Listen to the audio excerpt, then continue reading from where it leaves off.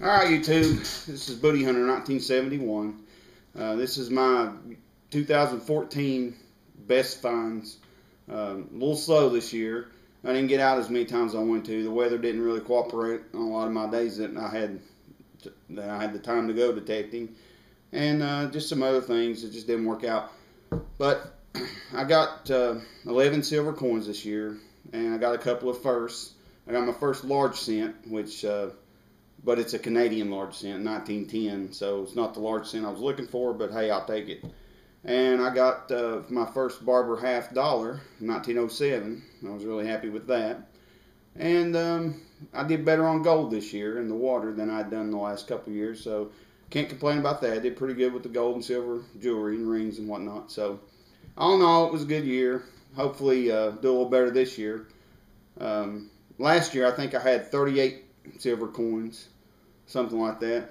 And I just remembered I never did post my best finds of 2013, so I'll need to get that video up soon too. So anyway, stand by and I'll show you some of my better finds.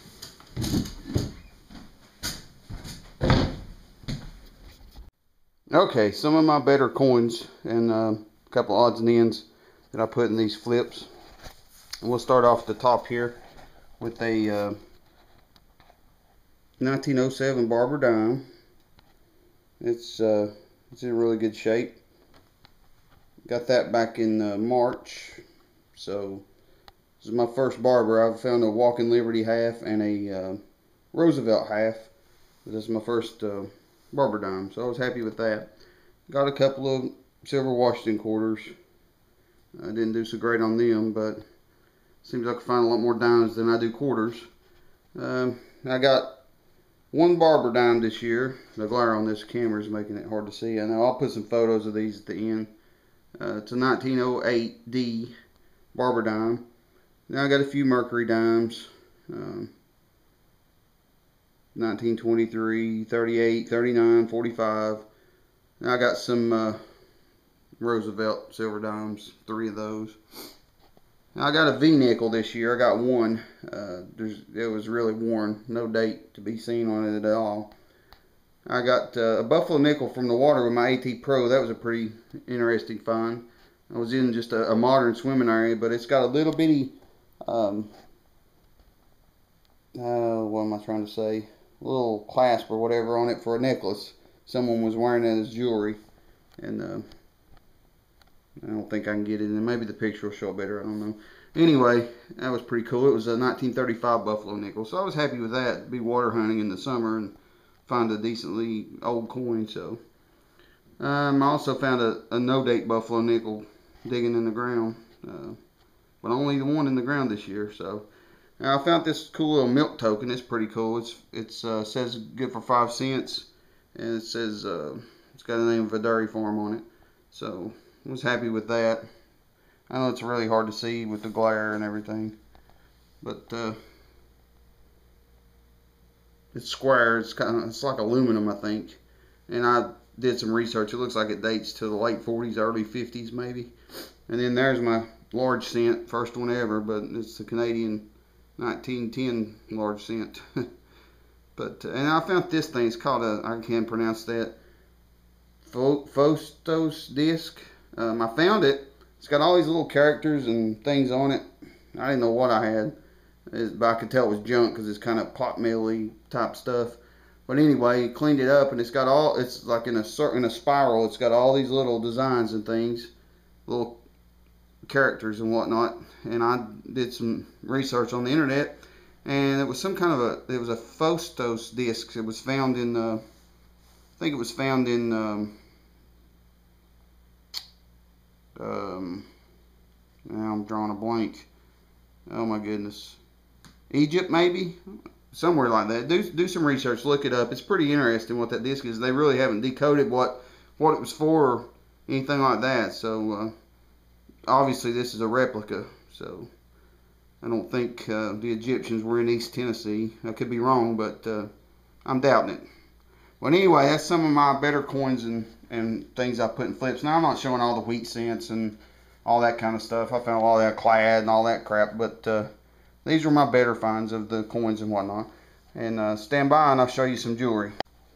Alright, here we have some junk jewelry, and actually I've got a few more rings that I didn't bring out here, some more stainless and stuff, but these are just some I had laying around. Now this is a stainless steel ring, but it's pretty cool. I know you can't see it because this camera doesn't have the ability to zoom in on this, but it's got the Lord's Prayer printed on that all around that ring, so that's pretty cool. I like that ring a lot. It's got a little cross on it. I don't even think this camera's going to show that, but anyway, it does, trust me. Wow. Oh well, time to get a new video camera, I'm thinking. But anyway, I got some, you know, just some of the stainless steel jewelry and stuff. A little necklace pendant there, and some small things here. A little Jolly Roger, that was pretty fitting. Pretty cool. It's junk, but some stud earrings and whatnot. And these two rings kind of stand out. This is it was just a rusty blob, but I could tell it was a ring. I ran it through the tumbler for hours, and I'm thinking this is a homemade ring, probably made out of an old nail or something. But it was iron, definitely, a completely iron ring.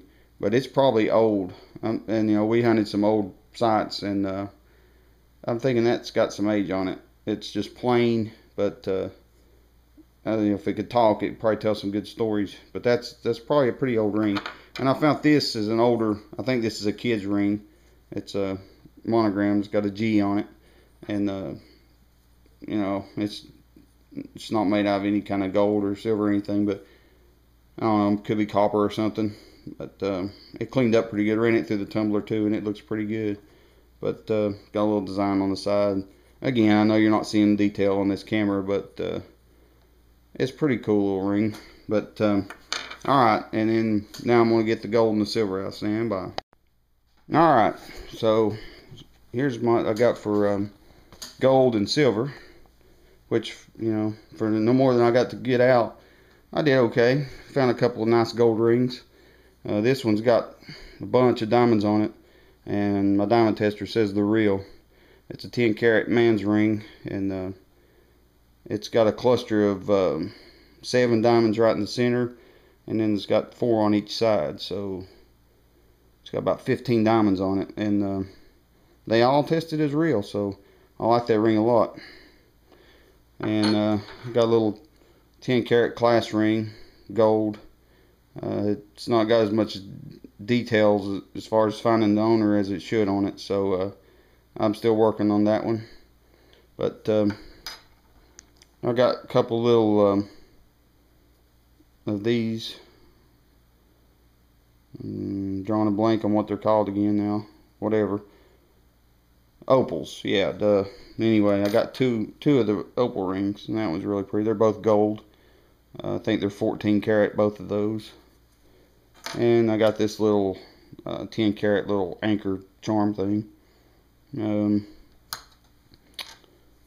That's got some age on it. That came from the same place that had the little G kids ring or whatever.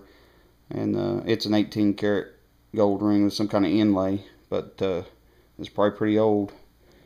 This one, I found a lot of these with the AT Pro and some with the CTX and a couple with the C Hunter.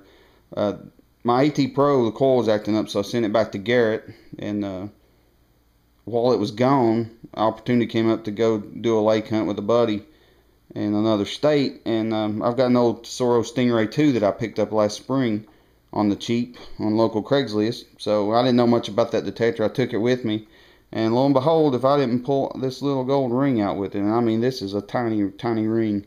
It I don't know, you can, versus a dime, it's probably about the same diameter as a dime, so, and it's got a pretty little stone on it, so I was happy with that, especially to be using a detector I didn't know a whole lot about. But I think that Stingray will find the small gold jewelry and chains and stuff, and that's the reason I got it. So it actually did what it was supposed to. I got this big old silver ring here. It's huge, and it's got all these little stones, sparkly, but they're junk. The stones are not real. It's quite a hunk of silver, though. And I got a couple of really pretty women's silver rings. That's got a diamond in it that actually tested real, which unusual would be in silver, but it may be a kind of an older ring. And same with this one.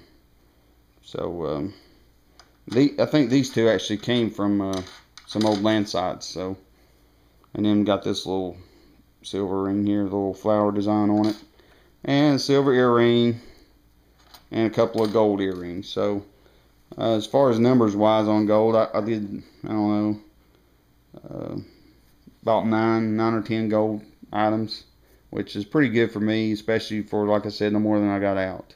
But alright, I'm going to put some individual pictures of the coins and stuff at the end of this and wrap it up. And that was my 2014. It was slower than I hoped for, but this year I could say it was quality, not quantity. So I didn't find as much, but it seems like what I did find was better finds, even in coins, you know, with the Barber half and the Barber dime and that large cent and things like that. I mean, it was just interesting stuff, not just your typical, you know, Roosevelt dimes, which I like, but, you know, I like the older stuff better. But anyway, hopefully this year will be better, find better things, and hope everybody gets out and finds a lot of good stuff and has fun. That's the main thing. And see you at the next video.